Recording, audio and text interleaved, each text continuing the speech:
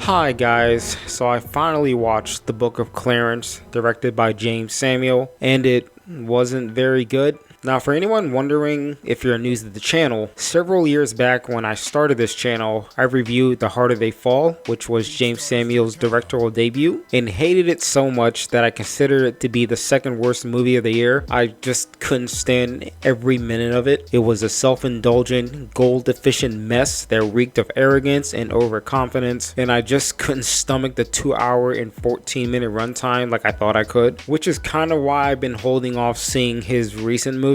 I just could not do another James Samuel film. I just couldn't. His films are just honestly too smug and overindulgent for me, but I felt like the stench of his last film finally faded and I could give him at least another chance. And this, in my opinion, was a better film, but by a very, very small margin. I will say the biggest improvement transitioning to this film was the pacing, at least. The Harder They Fall was paced arrogantly. There are so many moments that felt drawn out, long, and in service of nothing. That felt like there was no legitimacy to any of these choices to have these scenes except to extend the fucking runtime. I've never been so frustrated and impatient with a movie before. It felt like my time was intentionally being wasted with these drawn out slow scenes, and I personally love slow ass long movies, so this was definitely a problem within the film itself. Now, the Book of Clarence does share these pacing issues, but I felt Samuel at the very least has scaled back on how long he usually paces a scene and filled those particular moments with at least something, so it never felt like I was praying to God for the movie to get on with it. At the very least, I just wasn't really invested, but I was never frustrated.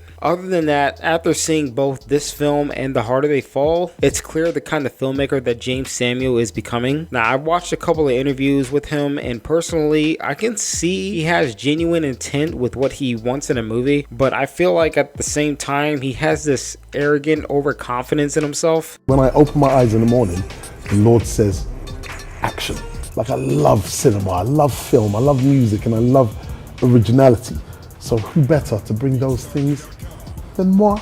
Exactly. He seems to think he already has the answers and already completed his journey, I guess, and his filmmaking skills, I guess. But I feel like this is a misguided mindset, and it doesn't say anything negative to him as a person. Just it makes him questionable when it comes to his approach to making a film. Like he already proved himself or something, but that's honestly far from the truth. Filmmaking, the creative medium as a whole, will always be a journey. That's why some directors, you can see improvement from the minute detail to the larger one. And I want to compare Samuel's interviews to my favorite director, Steve McQueen. And McQueen seems to be confident but humble in his interviews. Sometimes you're constrained by fear. And sometimes I always try to make fear my friend because I know fear is coming.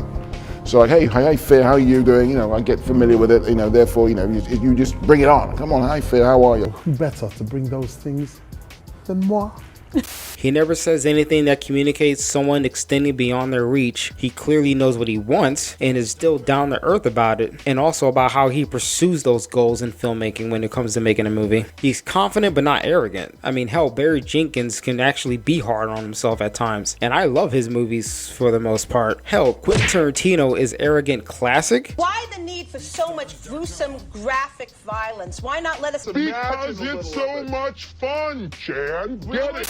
But at the very least, he can back it up. His movies have been consistently successful, and his skills as a filmmaker show clear signs of improvement and growth, harking all the way back to Reservoir Dogs and clearly perfecting his craft in Pulp Fiction. So he set the table for experimentation before going on to something bigger when he knew exactly what he wanted to do. Samuel's directorial debut is 130 minutes of overlong, smug, boring mess with no identity of its own. Both this and The Harder They Fall seem to be inspired by these movies that he talks about and he loves and all that blah blah blah blah blah, but he never really manifests quality himself when watching his films. He throws so much different crap into his films, and the most important aspects such as intent, writing, directing, strong characters are just buried and forgotten under this hollow presentational choices that he makes. Alright, so I'm gonna spoil the plot briefly, so skip to the end or something. Now, to be honest, I actually was down for what this movie was about. I like movies that alternate historical events, you know, like Life of Brian and The Last Temptation of Christ are good examples. So this looked pretty original, and I mean, I like Lakeith Stanfield. Speaking of which, he and James McAvoy carried this movie on their shoulders, and that's pretty much how I got through this thing in the first place. But instead of simplifying the plot of a guy that pretends to be something he's not, which is a messiah for the sake of success, Samuels just overextends the hell out of this plot. Like I said, he just throws in these superficial presentational choices that almost make no sense at times. One is the implementation of cannabis or a hookah. Now this kind of pissed me off because I don't know or understand the purpose of it being in a period where this stuff hasn't existed yet or was used completely different from what it was used for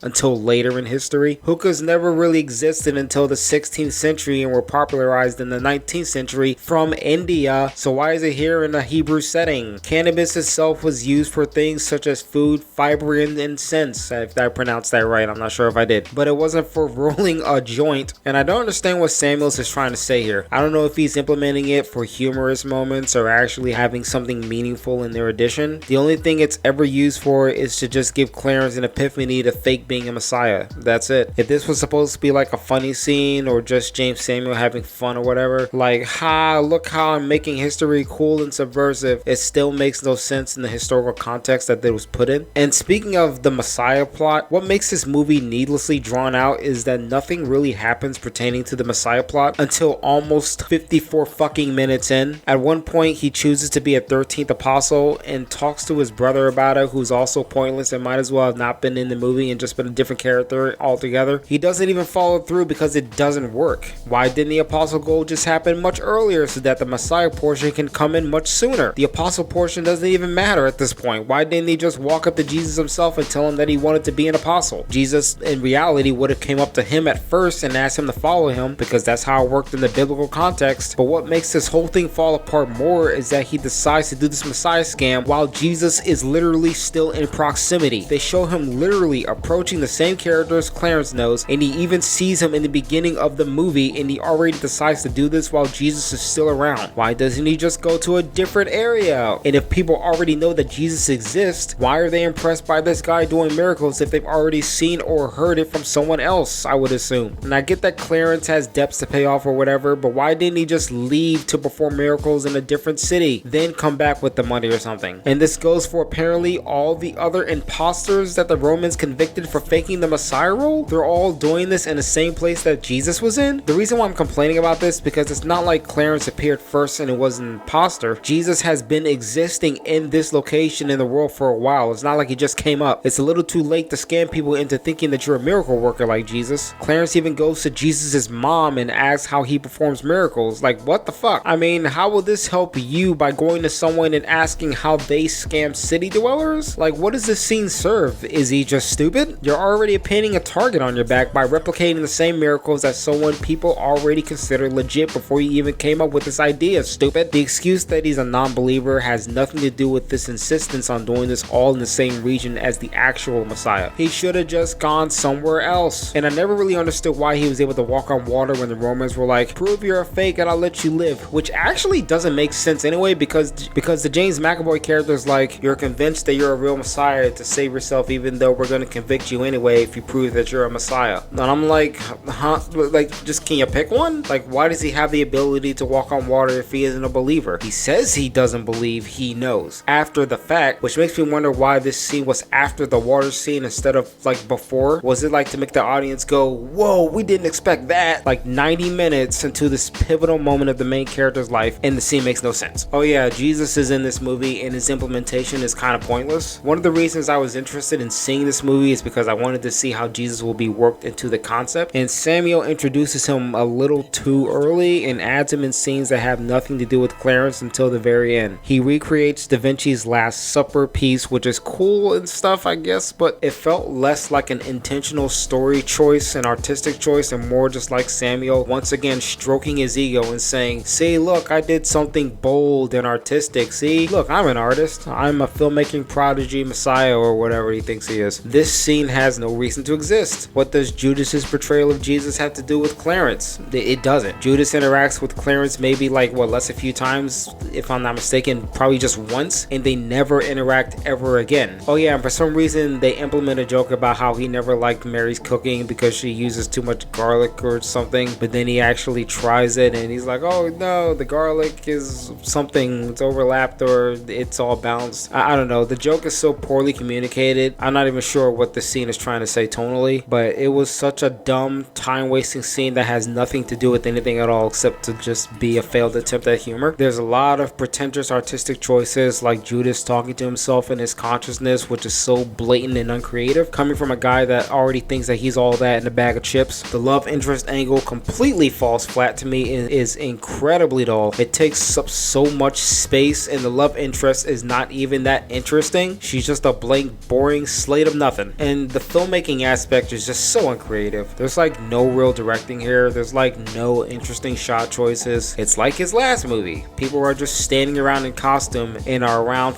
obvious set designs, saying lines in an imitative, assuming manner based off an essential part of history. No one feels like actual characters or actual people in a historical time. Everybody looks like they're just cosplaying in a biblical setting. Samuel uses slow motion here and there, but his directing and shot choices are about as generic as his last film. I'm not shocked. I'm always being reminded in all the worst ways that this is just a movie. I mean, say what you want about Passion of the Christ, but at least Gibson managed to make the setting feel as real as it was documented. Alright, so I'm just gonna list a few things that pissed me off because I'm honestly getting tired of talking about this movie now. I appreciate that Samuel's emphasized black people existing in these times, and I definitely appreciate his interpretation of Jesus not being white. Get that out of there, please. I personally hate that, but could you at least portray the Romans as having like a Latin background or something? I mean, they weren't literally white. I kind of hate this in the movie because it was reported that Romans or Greeks, for that matter, never saw themselves as white, nor did they identify others by their color. So after I see this stupid ass scene, I ask myself why it's even in the movie. Samuels is pulling a Kenya Barris here and weaponizing past sources to preach political themes, although it makes no sense within the implementation of the story. Your lack of subtlety never fails me, ever since you literally presented an all-white town in the literal sense in your last movie. Now, I actually like the guy that believed he was immortal. He was the only one that had any sort of personality, but why was his fight so long and drawn out? Clarence is supposedly freeing him, but is this what the immortal guy even wanted? Instead of like giving him depth, he appears, Clarence beats his ass, and then he just follows Clarence around for the majority of the movie. So like, what was the point? The fight was poorly filmed and choreographed, by the way, but again, I'm getting sick and tired of this movie, so I'm not going to go into detail. The music and sound design choices were obnoxious as usual. I don't get why Samuels has to blare his music into the film instead of skillfully implementing them into a scene.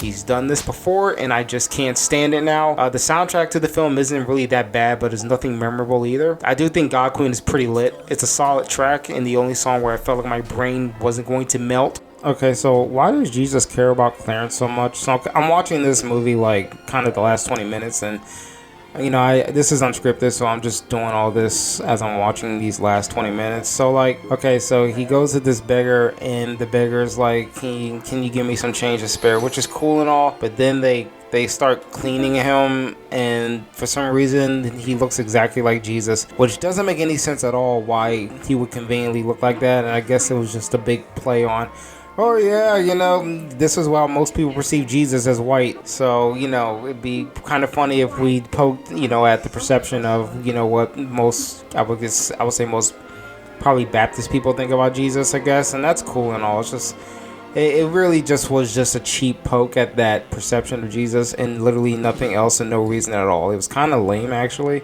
Okay, so I'm just kind of skimming through this. Like I said, the love scene between Clarence and the girl's name that I forgot. Very boring. I really just did not have any sort of investment in it, so they kept stretching it out. This scene goes on far too long.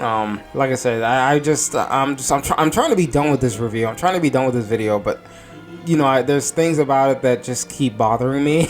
You know, very long and unnecessarily overly insistent on, you know, emotions, back and forth, you know, shot reverse shot of, you know, it's almost, sometimes it's like the same angle, and it's really just kind of boring and just, like I said, it's just like they're really trying to push some sort of emotional investment, but it's really hard to care about Clarence, and it's really hard to care about, him having some sort of redemption, especially since, I don't know why he's being singled out as the one that Jesus really seemed to care about. And I really kind of don't like the way they wrote Jesus. It's kind of like, just like, Jesus obviously should be the one up on the cross first, but he's just kind of like, oh yeah, Clarence is cool, so I'll just let him do this, and then I'll just bring him back. Like, I just look at this. It's just like, what like, when was this? Was this really just the day that Jesus was supposed to be crucified? Is Clarence literally the only person that had this, this sort of spiritual awakening? And, you would have thought that Jesus would have just let him die so that he can go to heaven, since he finally, has some sort of belief and understanding that, Jesus is real. But I don't know. It's like, I guess he's able to come back and do what exactly? He doesn't even explain why he brings him back. It's just like, if there was more context and, a little more going on in Clarence's character, then I would have been fine with this. But it's just like, he comes back, has a spiritual awakening, and that's it. It's just like, the movie doesn't really have much to go on except, oh yeah, he comes back, and then what? I'm really struggling to find a reason why he's back from the dead. But yeah, I don't know. I just had to get that out of my system. This movie is. I'm really done with talking about this movie now. Like, that's it. I'm done. No more. So yeah, 2 stars. Actually, no, star and a half, because of your association with Jay-Z on the album. So bye.